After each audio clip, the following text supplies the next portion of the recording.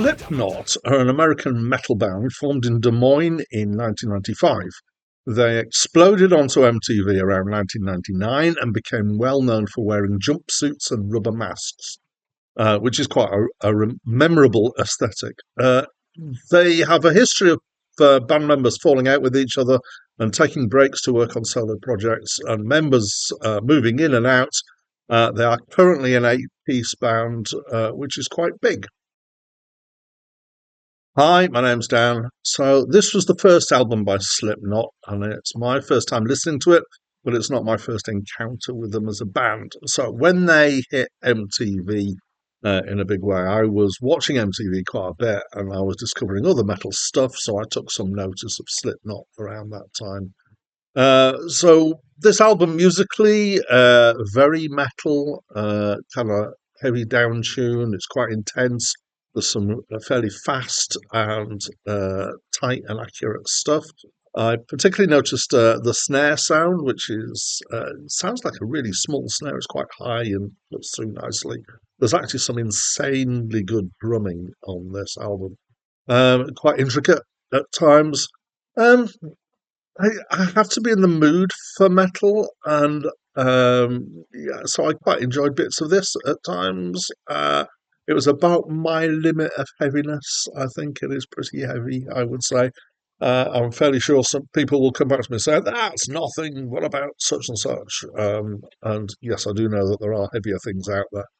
Uh, Currently, they claim not to be new metal, but I think they typify new metal, which is mostly because they've got bits of rap in it. But it's also got kind of a bit of a punk attitude at times, and it's kind of somewhat it's a bit heavy to say this, but it seems quite commercial in some ways.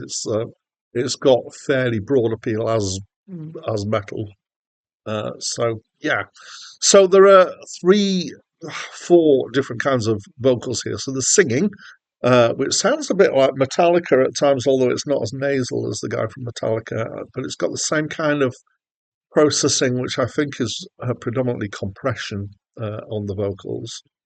There's the growling and the screaming. I never can remember which way round death metal and black metal are for that.